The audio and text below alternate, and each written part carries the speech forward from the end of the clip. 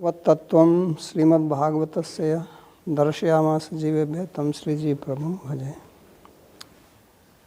आज का पुण्य दिवस श्री जीव गोस्वामी पाद का आविर्भाव तिरोभाव दिवस, और पहले ही बहुत लोग विद्वान बोल चुके हैं उनके बारे में, उनकी महत्व, उनकी कृतियाँ। एक हमारे लिए एक विशेष अवदान वो छोड़ कर गए हैं, जिससे हम अपने जीवन को सफल बना सकें। मनुष्य जीवन में और बाकी जितने भी योनियां हैं, उनमें विशेष अंतर यही है भाषा का, कि हम व्यक्त रूप से बात कर सकते हैं और बाकी पशु पक्षी भी वार्तालाप करते हैं। ऐसा नहीं कि वो नहीं करते हैं, लेकिन बहुत कम। अभी एक बहुत बड़ी रिसर्च की है अमेरिका में कि जो कौवे होते हैं ना, ये एक्चुअली बहुत आपस में बात करते हैं और वो आदमियों का मजाक भी उड़ाते हैं। हाँ, कि देखो साला मूर्ख है ये। और नहीं है, बहुत स्टडी किया उन्होंने इस बात पे। और अगर कोई उनको भोजन देता है तो दूसरों को बता देते हैं कि ये सही आदमी है, और अगर नहीं देता है तो ये गलत आदमी है, इसलिए उसको आके मारते हैं कौवे ऊपर से। लेकिन उनकी भाषा बहुत सीमित है और उस भाषा से वो अपना जीवन सफल नहीं बना सकते हैं। वो आहार निद्रा भय मैथुनम च समानम एतत् पशुभिर नराणाम, इतना ही कर सकते हैं वो। तो मनुष्य का जो वैशिष्ट्य है वो केवल ज्ञान से है, और ज्ञान हमको भाषा से प्राप्त होता है। तो भगवान स्वयं कहते हैं शब्द ब्रह्म पर ब्रह्म उभव में शाश्वती तनु, कि मेरे दो तनु हैं, मेरी दो शरीर हैं, मेरी दो शक्तियाँ हैं, एक शब्द ब्रह्म और एक पर ब्रह्म। और शब्द ब्रह्मणि निष्णात पर ब्रह्म अधिगच्छति, शब्द ब्रह्म को जानकर ही हम पर ब्रह्म तक पहुंच सकते हैं। क्यों? क्योंकि हमारी जो इंद्रियां हैं, बाह्य इंद्रियां, ज्ञानेंद्रियां, वो बहुत सीमित हैं, और वो भौतिक होने से केवल उनसे हम भौतिक ज्ञान ही प्राप्त कर सकते हैं। और जो अभौतिक वस्तु है, जो गुणातीत वस्तु है, उसका ज्ञान हमको केवल शब्द से ही होता है। उसमें केवल शब्द ही प्रमाण है। इसलिए शास्त्र को बोलते हैं अज्ञात अर्थ ज्ञापकम शास्त्रम, कि शास्त्र हमको वो चीज़ बताता है जो हमको कहीं और से प्राप्त नहीं हो सकती है। तदेव वेदस्य वेदता, वेद की वेदत्व जो है वो यही है कि जो ज्ञान आपको किसी और प्रकार से प्राप्त नहीं हो सकता है, वो हमको शास्त्र बताता है। हम शरीर से भिन्न हैं, आत्मा है, ये ज्ञान हम किसी भी प्रमाण शब्द को छोड़कर और किसी प्रमाण से प्राप्त नहीं कर सकते हैं। और वो शब्द प्रमाण भी वास्तव में जो भारत का शब्द प्रमाण है। आप ईसाई धर्म में पढ़ लीजिए, आत्मा के बारे में क्या पता है उनको, या मुस्लिम धर्म पढ़ लीजिए, और बुद्ध धर्म तो यहीं पैदा हुआ है, वो भी नहीं मानते। तो ये केवल क्योंकि जो वेद को नहीं मानेगा वो इस आध्यात्मिक ज्ञान को प्राप्त नहीं कर सकता है। और आध्यात्मिक ज्ञान नहीं है तो भौतिक ज्ञान है, और भौतिक ज्ञान है तो क्या है, वो खाना पीना सोना, और उससे ज़्यादा है क्या। तो इसलिए शब्द का महत्व है, और शब्द का मतलब व्याकरण, शब्द शास्त्र। तो जो विद्वान लोग होते हैं उनको बोलते हैं पद वाक्य प्रमाण पारावारीण, कि ये पद शास्त्र को, वाक्य शास्त्र को, प्रमाण शास्त्र को जो जानता है उसको वास्तव में हमारे यहाँ विद्वान बोलते हैं। आजकल तो कोई थोड़ा बहुत बोलना सीख जाए, अब 10-10 साल के बच्चे भागवत कर रहे हैं तो उनको भी भागवत विदुषी, भागवताचार्य, भागवत कमल, पता नहीं क्या क्या उपाधि उनको दे देते हैं। तो जिसने व्याकरण का अध्ययन नहीं किया है वो भागवत को क्या समझेगा।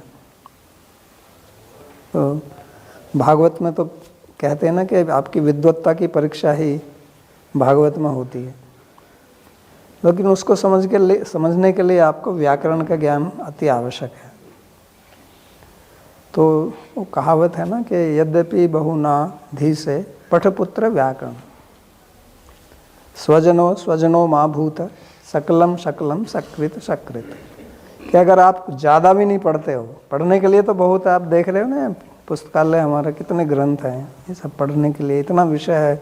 6 दर्शन हैं, 4 वेद हैं, 4 वेदांग हैं, 6 वेदांग हैं, उपवेद हैं, फिर पुराण हैं, संहिताएं हैं, तंत्र हैं, आगम हैं, क्या क्या है पढ़ने के लिए, कोई सीमा नहीं है। लेकिन कम से कम व्याकरण पढ़ लें तो उससे भी आपका जीवन बदल जाएगा, क्योंकि ये व्याकरण जो संस्कृत की जो व्याकरण है, केवल व्याकरण ही नहीं है, ये कोई ग्रामर नहीं है, ये भी एक दर्शन है। और इसके उच्चारण करने से, शब्द को आप सही उच्चारण करते हो तो पतंजलि अपने महाभाष्य में कहते हैं कि उससे भी आपको पुण्य मिलता है। ये बड़ी आश्चर्य की बात है। अगर आप संस्कृत शब्दों का ठीक से उच्चारण करते हैं उससे भी पुण्य मिलता है। क्यों मिलता है पुण्य? क्योंकि पुण्य क्या होता है? जो आपको पुनाति, जो आपको शुद्ध करता है, संस्कृत है, जो आपके चित्त को शुद्ध करता है। और जिस चित्त शुद्ध होने का मतलब जिससे आपके मन में अच्छे विचार आते हैं। तो ये इस पर भी बहुत स्टडी इस समय हार्वर्ड यूनिवर्सिटी में चल रही है कि शब्द का हमारे ऊपर क्या प्रभाव पड़ता है। और जापान में एक बहुत बड़ा वैज्ञानिक हुआ था, उसने ये सिद्ध करके दिखाया पानी के ऊपर। हमारे यहाँ कहते हैं ना कि इसका हाथ का तो मैं पानी भी नहीं पीऊँगा, बोलते हैं ना, क्योंकि पानी के अंदर बहुत शक्ति जाती है। जो हम दूसरे के हाथ का, इसका हाथ का खाना नहीं खाएंगे, इसके साथ नहीं खाना खाएंगे, क्योंकि खाने में सबसे ज़्यादा चीज़ तो पानी होता है ना। तो हमारे जो संस्कार हैं, हमारे जो भाव हैं, वो पानी में चले जाते हैं। और ये उन्होंने सिद्ध करके दिखाया। उसने सामने पानी रखा और फिर पानी के पास जो अच्छे अच्छे कुछ शब्द बोले तो उसके जो क्रिस्टल है ना, वो बहुत बढ़िया तरीके से ऑर्गेनाइज हो गए। फ़ोटो लेके दिखाया और पानी को फिर थोड़े अपशब्द बोले तो बड़ा बिखरा बिखरा सा दिखा। और हमारा शरीर जो है वो 70% तो जल ही है, तो उसका इतना प्रभाव पड़ता है। तो वो मैं क्यों बता रहा हूँ इस बात को कि जब हम शब्द का उच्चारण करते हैं तो वो उच्चारण हमें पवित्र करता है, अगर वो शब्द उच्चारण आपने ठीक से किया है, और दूसरों को भी शुद्ध करता है। तो इसलिए संस्कृत का महत्व केवल उतना ही नहीं है, एक ये बहुत सूक्ष्म महत्व भी है इसका। और हमारे यहाँ तो हमारे आचार्य श्री मध्वाचार्य जी ने कहा कि हर एक अक्षर का ये अर्थ विष्णु है। सहस्र नाम के एक एक नाम का 100 अर्थ किया उन्होंने, मध्वाचार्य जी ने। तो सबका अर्थ भगवान ही है, लेकिन उसको ठीक से उच्चारण करो, नहीं तो स्वर तो अपराधात यथे उपेंद्र यथा इंद्र शत्रु। अगर स्वर का भी एक थोड़ा अपराध हो जाए तो उसका अर्थ का अनर्थ हो जाता है। तो कम से कम व्याकरण तो हर एक व्यक्ति को पढ़ना चाहिए।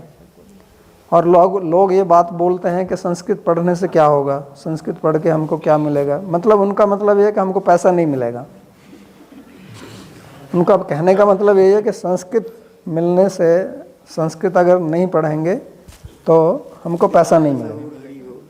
प्रश्न उनका यही है। आजकल विद्या उसी को बोलते हैं जिससे आपको पैसा मिले। यानी कि आजकल जितनी भी आप विद्या पढ़ेंगे, विद्या उसी को माना जाता है जिससे आप पैसे की कमाई कर सकते हैं और फिर आप अपने को आपको बेच सकते हैं। आज हर एक व्यक्ति अपने को बेचने में लगा हुआ है। हर एक व्यक्ति किसी भी तरह से, इंटरनेट पे, इंस्टाग्राम पे, यहाँ पे वहाँ पे, सब कि मैं बिक जाऊँ और मेरे को पैसा मिल जाए। लेकिन पैसे से करेंगे क्या फिर आप? पैसे से आप सुख चाहते हैं ना, लेकिन अशांतस्य कुतः सुखम। भगवान कहते हैं कि जब अगर आपका मन अशांत है तो आप सुख प्राप्त नहीं कर सकते। और मन अशांत तभी तक रहेगा जब तक आपका चित्त दूषित है। तो उसके लिए आपको भाषा आनी चाहिए, मंत्र का उच्चारण कैसे किया जाए, तो ये सब आपको सीखना पड़ेगा। तो जैसा अभी बताया गया कि लोगों की व्याकरण में वैसे ही रुचि नहीं होती है। पाणिनि में चले जाओ तो आहत जटतम जल्पितम जटतम दृष्टवा शब्दानुशासन स्तोमम, वो बहुत जटिल है। पाणिनि व्याकरण बहुत ज़्यादा जटिल है। शिव जी के डमरू से निकला ना, उसको पहले जो 14 उसके महेश्वर सूत्र हैं उनको पढ़ के आपकी बुद्धि घूम जाएगी। लेकिन वो बहुत वैज्ञानिक है, वो भी चित्त शुद्धि करता है। पर आज मन लोगों का इतना चंचल हो गया, और हर एक आदमी के हाथ में ये स्टीव जॉब्स ने दे दिया है मोबाइल, ये उनकी देन है। तो ये इसी से चल रहे हैं लोग, लेकिन उससे आपको शांति और सुख नहीं मिलने वाला है। तो इसलिए जीव गोस्वामी जी ने एक बहुत बड़ा काम किया कि हरिनामामृत व्याकरण बनाया उन्होंने, और उसको भी उन्होंने बनाया भगवान की उपासना के लिए। कृष्णम उपासितुमस्य नामावली तन्वई तत्साहित्यादि जामोदम। तो जो आमोद आप चाहते हैं, जिसकी हम बात कर रहे हैं, यही बात उन्होंने प्रीति संदर्भ में की। अंत में जाके जब 60 संदर्भ उनके अंतिम जो प्रीति संदर्भ है, उसमें सबसे पहले उन्होंने ये विश्लेषण किया कि आदमी चाहता क्या है। कोई भी व्यक्ति, आप चाहे स्त्री हैं, चाहे पुरुष हैं, युवा हैं, वृद्ध हैं, स्वस्थ हैं, बीमार हैं, भारतीय हैं, विदेशी हैं, जो भी हैं, आप वास्तव में सुख चाहते हैं। और फिर सुख का उन्होंने बहुत बड़ा विश्लेषण किया, तैत्तरीय उपनिषद को, आनंदवल्ली को उठा के रखा, और फिर बताया कि वास्तविक सुख जो है वो आपको केवल भक्ति से ही मिल सकता है। और भक्ति जानने के लिए आपको शास्त्र पढ़ना पड़ेगा, क्योंकि भक्ति जो है ना, वो गुणातीत वस्तु है, वो जल्दी से समझ में नहीं आती है। आजकल भक्ति का बहुत ज़्यादा प्रचार है, लेकिन बहुत ज़्यादा भ्रांति भी इसी के बारे में है। सबसे ज़्यादा भ्रांति भक्ति के बारे में फैली हुई है। लोग जिनको कुछ भी नहीं आता, वो केवल अब मंजरी स्वरूप की बात करते हैं, इससे नीचे कोई चलता ही नहीं है। मतलब तुमको ABCD नहीं आता भक्ति का, लेकिन बात आप मंजरी स्वरूप की करेंगे। तो ये ऐसा क्यों हुआ है? क्योंकि इसका इतना प्रचार कर दिया गया। तो प्रचार अच्छा है, लेकिन प्रचार के साथ में आचार बहुत ज़रूरी है। अगर आचार नहीं है तो प्रचार से आपका आचार्य बन जाएगा और कुछ नहीं होगा। तो आज यही हो गया। आचार मतलब जो थोड़ा स्वाद देता है खाने में, लेकिन उससे कुछ पोषण शरीर का नहीं होता है। अगर आप भोजन करें और केवल अचार ही खाएं, तो उससे आपका शरीर थोड़ा ही पुष्ट होगा। तो शरीर पोषण के लिए तो आपको दाल रोटी सब्जी ये सब खाना पड़ेगा। तो ये जब तक आचार नहीं होगा, क्योंकि आचार प्रभो धर्म यदि आचरति श्रेष्ठ। भगवान स्वयं कहते हैं कि अगर मैं नहीं करूँगा उत्सीदेयुर इमे लोका, कि सब विनष्ट हो जाएगा। वो स्वयं अपना आचरण करके दिखाते हैं। और भगवान यहाँ धर्म की स्थापना करने के लिए आते हैं। और धर्म की स्थापना का मतलब क्या है? मतलब वो ज्ञान छोड़ के जाते हैं। जैसे हमारा जो सरकार है, सरकार में अलग अलग विभाग है ना, होम मिनिस्ट्री है, फॉरेन मिनिस्ट्री है, तो एक एजुकेशन डिपार्टमेंट भी है। तो ये एजुकेशन डिपार्टमेंट जो है भगवान के अपने पास में रखते हैं इसको, ये किसी को देते नहीं है वो। इसलिए जितनी भी संप्रदाय आप देखेंगे, चाहे श्री संप्रदाय, मध्व संप्रदाय, सब वहीं से चलती हैं। संप्रदाय की आवश्यकता क्यों पड़ती है? क्योंकि इसका डिपार्टमेंट वहाँ से चालू होता है। ऐसा क्यों है? क्योंकि ये लोकातीत वस्तु है जो देना चाहते हैं। और लोकातीत होने से लोक के व्यक्ति तो इसको जान नहीं सकते, तो उनको स्वयं बताना पड़ता है। और इसलिए वो स्वयं अवतार धारण करते हैं, स्वयं ही भक्त रूप में आते हैं। अगर वो स्वयं भक्त रूप में ना आए तो हमको क्या पता चलेगी? तो वो अवतार धारण इसीलिए करते हैं ताकि हमको सिखा सकें। यदि आचरति श्रेष्ठ, श्रेष्ठ पुरुष कैसे आचरण करते हैं। हमारे गोस्वामी गणों ने जैसा आचरण किया, तो यहाँ भी नाना शास्त्र विचार, नाना शास्त्र अर्थ विचार एक निपुण। तो इसमें नैपुण्य है। भक्त रसामृत सिंधु में जब वो बात करते हैं अधिकारी की, तो सबसे पहले यही लिखते हैं, युक्त शास्त्र उच्च, शास्त्र युक्त उच्च निपुण। सबसे पहले शास्त्र में निपुणता चाहिए, नहीं तो भक्ति में आपका अधिकार नहीं आएगा। क्योंकि श्रद्धा आएगी वहीं से, और नहीं तो आप एक समाज के एक चलन से चलते रहेंगे। वो ठीक है, अच्छा है, लेकिन अगर आप वास्तव में भक्ति का रस लेना चाहते हैं तो उसके लिए शास्त्र आवश्यक है। और शास्त्र में सबसे पहले व्याकरण आवश्यक है, पद, वाक्य, प्रमाण, ये 3 शास्त्र तो आने ही चाहिए। लेकिन कम से कम व्याकरण तो सीखिए आप। तो अब क्या है कि व्याकरण को सब लोग कहते हैं कि अरे व्याकरण पढ़ के क्या होगा, हमको आप उज्ज्वल नीलमणि पढ़ाओ। तो सबसे पहले लोग इसी को पढ़ना चाहते हैं, गोविंद लीलामृत पढ़ाओ। अरे भैया, उसमें आप पकड़ोगे क्या? उसमें यार आपने अपने संस्कार से चलते रहोगे ना। तो क्योंकि हम जो भी आस्वादन करते हैं वो अपने संस्कार का ही आस्वादन करते हैं, और कुछ आस्वादन नहीं करते। जिस चीज़ का आपके अंदर संस्कार नहीं है वो उसका आस्वादन नहीं कर सकते। अगर आप चावल खाए हैं और चावल में आपका स्वाद है तो रोटी आपको अच्छी नहीं लगेगी, और जिसका रोटी का संस्कार है उसको चावल दे तो कहता है ये भोजन है क्या? इसी के लिए बुलाया था हमको यहाँ पर। क्यों? क्योंकि जिसका संस्कार नहीं है उसमें आपकी रुचि नहीं हो सकती। और भक्ति का संस्कार तो है नहीं, क्योंकि हमारे संस्कार जितने भी हैं सब भौतिक हैं।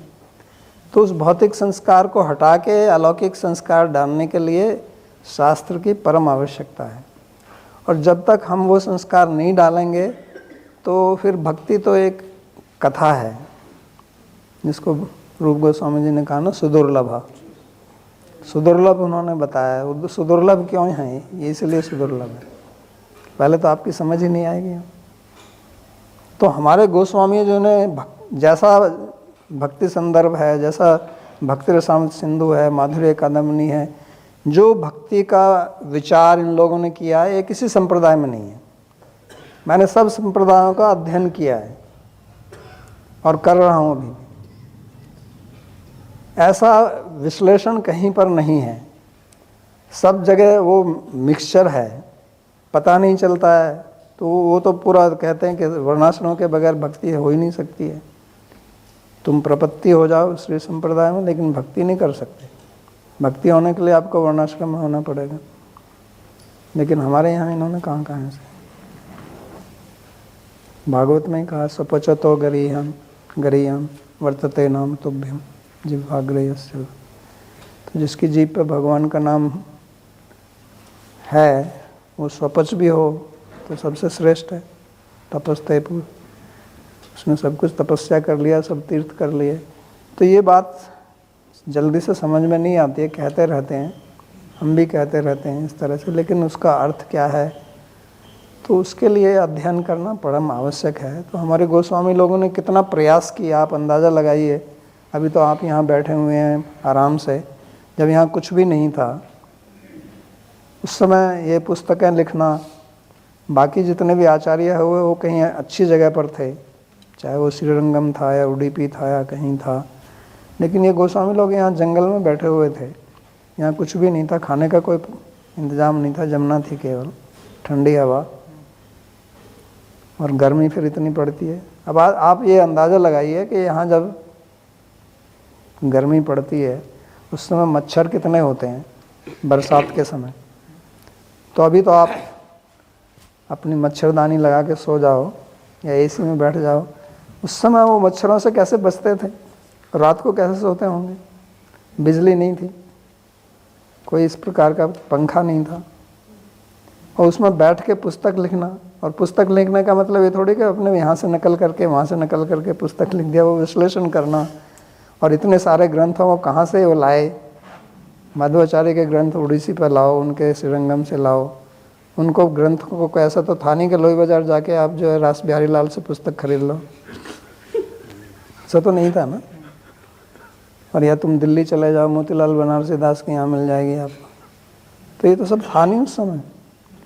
तो इतना ग्रंथ का संग्रह करना वही एक जीवन का काम है, और फिर उनको पढ़ना, फिर समझकर ये सारा सार निकाल के हमको देना।